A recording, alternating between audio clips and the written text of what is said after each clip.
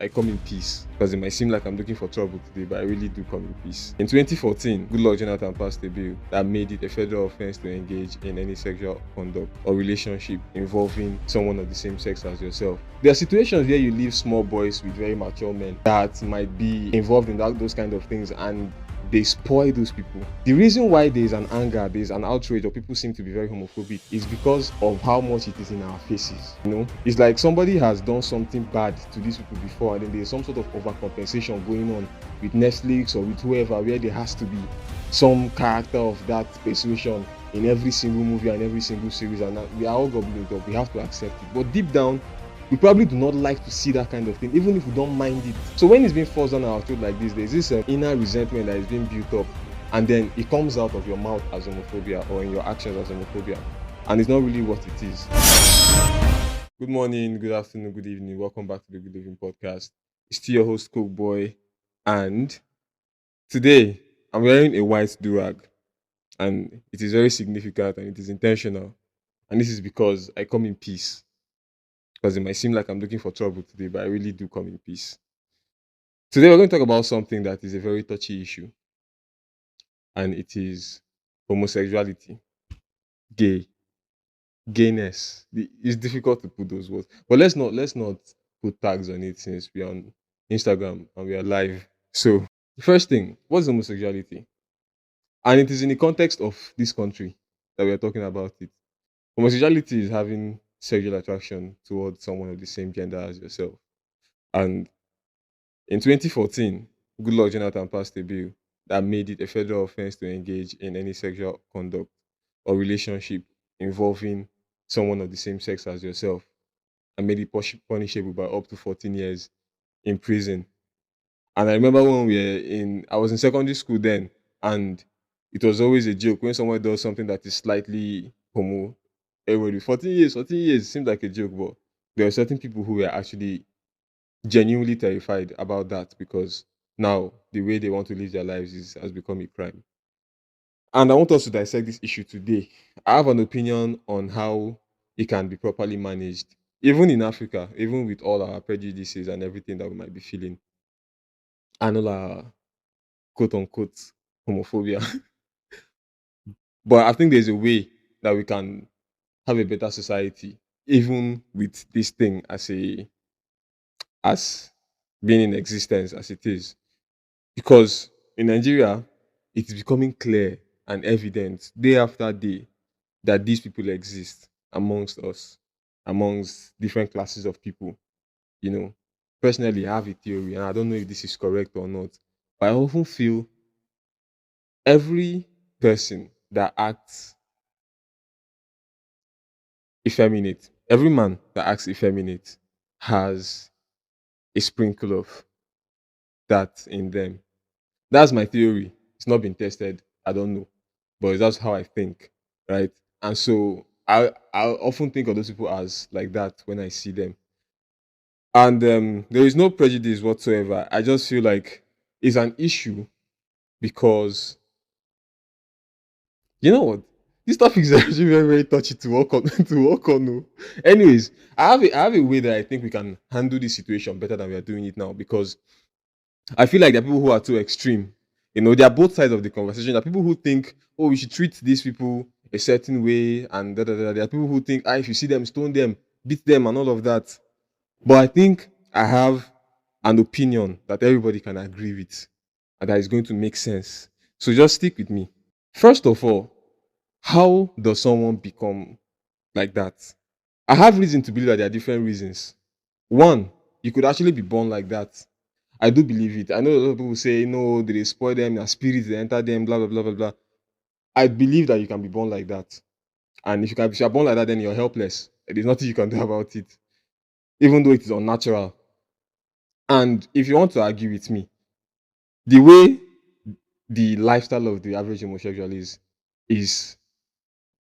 is unnatural in the sense that you cannot reproduce with that kind of lifestyle. And the essence of humanity is for propagation. We're supposed to continue. And if the way you decide to live your life is the correct way, you cannot ensure our reproduction and our continuity as a race, as a human race. And so that just makes it wrong, first of all.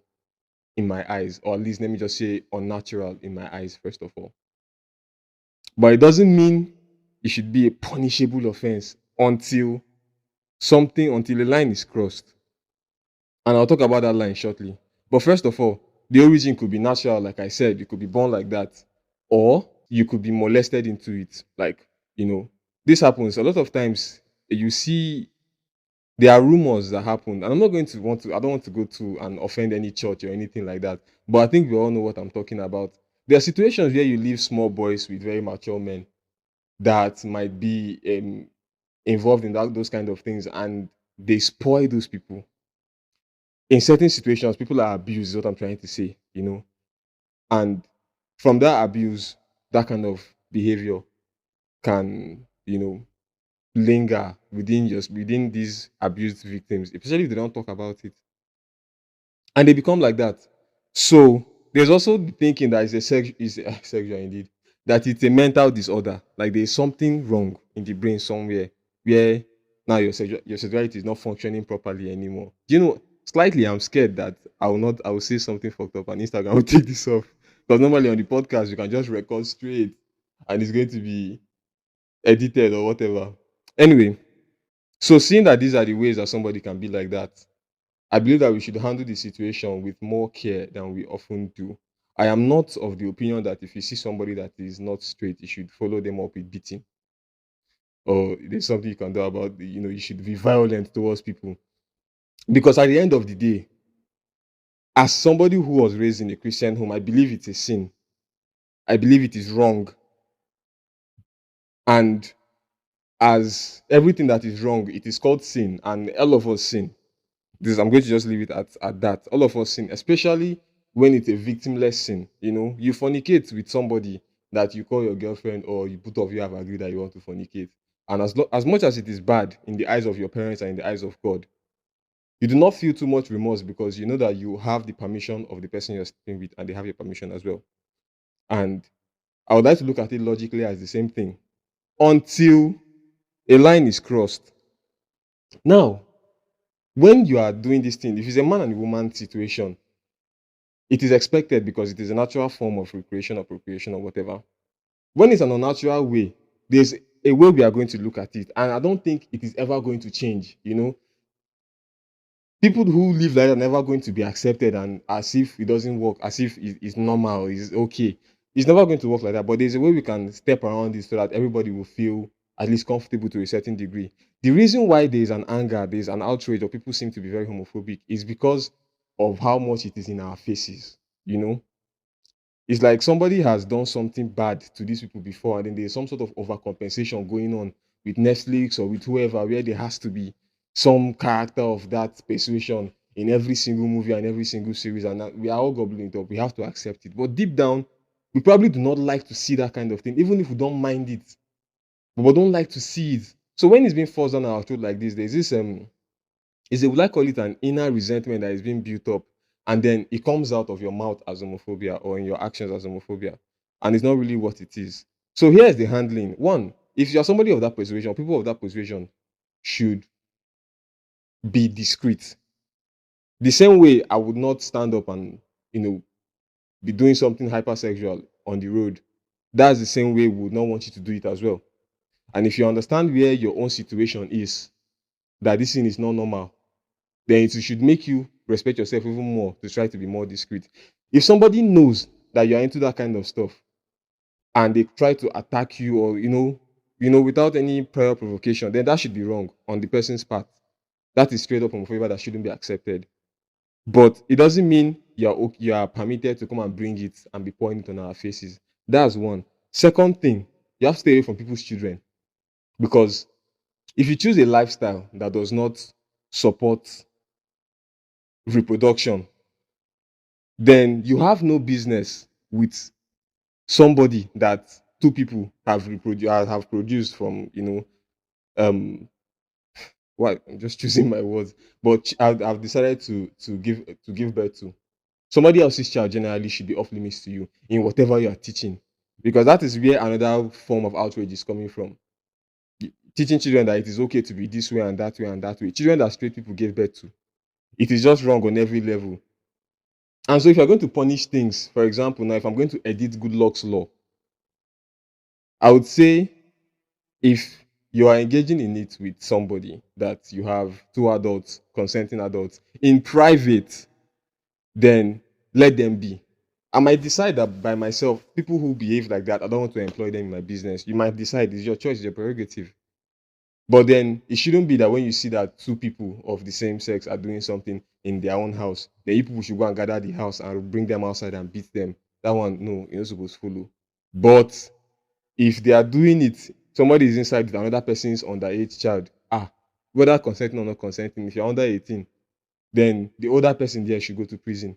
That's one. Two, if you are teaching somebody's child also that it is okay for them to touch their fellow man or fellow woman a certain way, then also you should go to prison for teaching that kind of thing because that is not the way that they gave birth to him. If that was the way they gave birth to him, I mean, that's not the way they gave birth. If that's the way his parents were behaving, they wouldn't give birth to him in the first place. So that's another way we can handle that situation.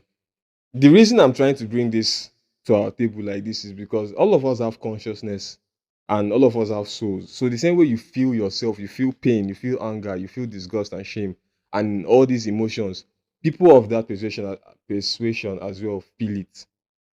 And it just takes some level of empathy to try and include people like that in into your society and into the society, not your society, by not being too forward and hateful towards them.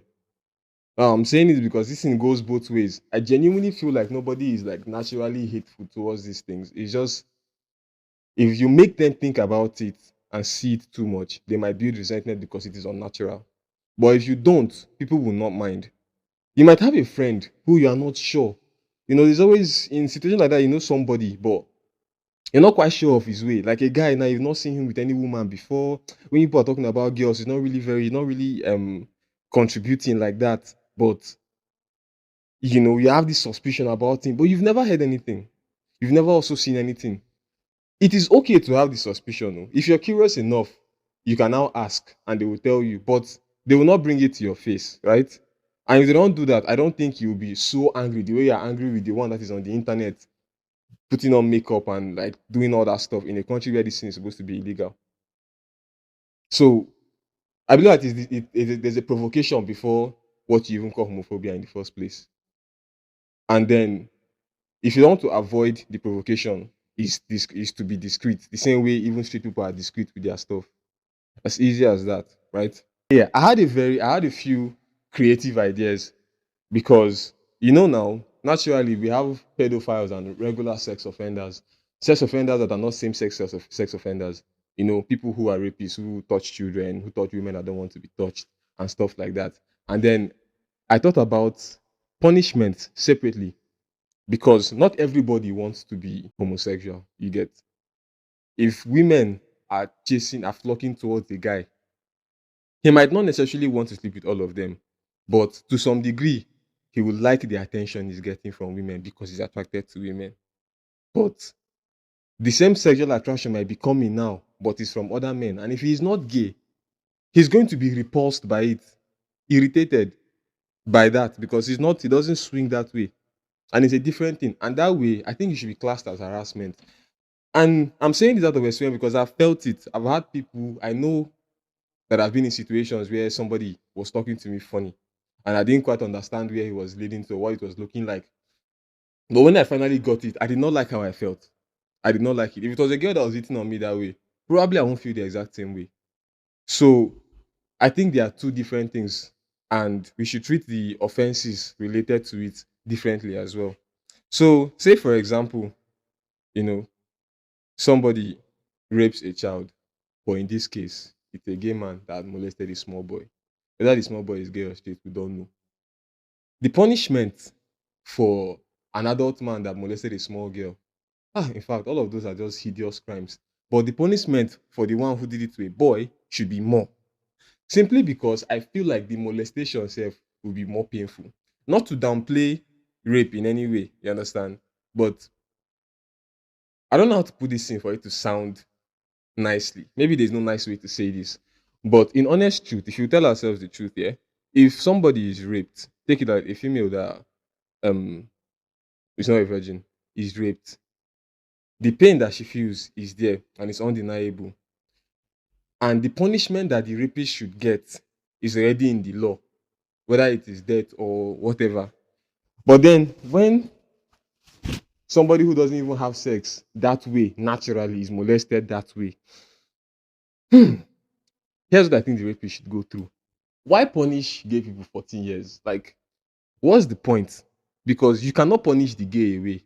The same way you cannot pray the gay away. Some people are really, really, really good Christians, pastors, for example, that have those inklings and they are not going to follow it. They just keep praying that God will take away these crazy thoughts from them. It's never going to happen, by the way. So if it's not happening like that, imprisoning them will not. It will even make it worse. So 14 years is not. You can imprison them forever. It's not going to work. Banishment should be the thing. I know this is a civilized society. We are in Nigeria. We don't really do banishing, like like it's the evil forest or it's the olden days. But if you don't want that kind of behavior in your society, is it not to take that behavior away from your society?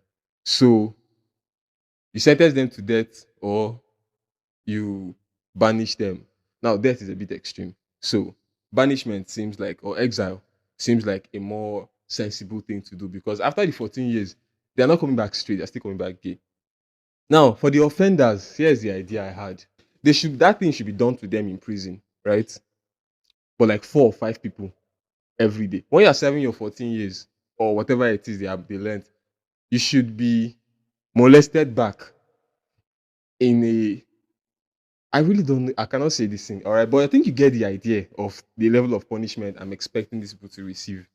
So that's one idea of punishment. The 14 years is not just going to work, and if somebody, you know what, I'm going to change my mind on this. I think people who molest children should be killed straight up because you're a danger more than you know. Imagine killing somebody and taking somebody's life is one thing. You cause grief to them, to their families and people that love them.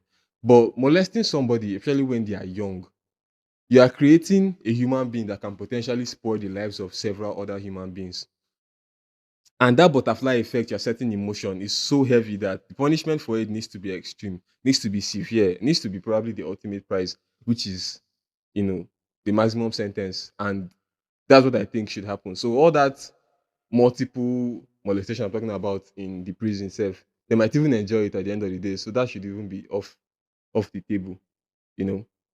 So I think yeah, people who molest children should be put to the undoubtedly. I don't even know why any of them go to prison and come back out, honestly. So that's that. But generally, I hope you understand what I've been trying to say regarding this topic and how we can make sure these people are not really feeling threatened. This is for those people that might be considered homophobic. There's a way you can, you know, behave around these people that they will not consider themselves in danger around you. And also, if you're of that persuasion, there's a way you can behave as well for you not to, make yourself hated around other people. But there's something else. There are people who actually don't like effeminate men. That one, I really don't know what to do about it. If somebody has a natural hatred for people who behave like that, then they need to check themselves. Like they need to check themselves. The person who acts like that naturally, I don't think there's anything they can do about it. Because same way we have tomboys, they are just bound to be men who are effeminate. If you actually hate effeminate men or you hate masculine women, let me not say masculine women, you hate women who are tomboys or who behave like men, and you only hate them for that reason, then your hatred has no basis. Because what are you punishing them for exactly? What crime am I punishing them for? Because in that way, that's how they grew up behaving. And if they did anything to you to be different, but if they've not done anything to you, then there should be no hatred whatsoever. There should be no. You can dislike them the way you can pretend that your blood doesn't jam with certain people, but hatred, wanting to attack them, wanting to block opportunities from meeting them and stuff like that, I think is just extreme, and we shouldn't do that. So I think I've poured my opinion. I'm going to watch this back and see how well I did, and then we'll reconvene. Let me know in the comments if this is something I should be doing often. Recording and live at the same time is a pretty difficult um thing to try and juggle. But I thank everybody that has been here so far. Before we go, In terms of humanitarian stuff, I want to say something. God is the greatest foundation, like you heard before, is a foundation that I know personally, and I would like us to do what we can to help their outreaches. Their Instagram link is in the description, it's on your screen at the moment as well. Do well to do what you can to extend your helping hand. If you can't do it directly, these channels exist for you to do those things. And I'll see you next time in the next episode. Thank you for watching the Good Living Podcast. Bye.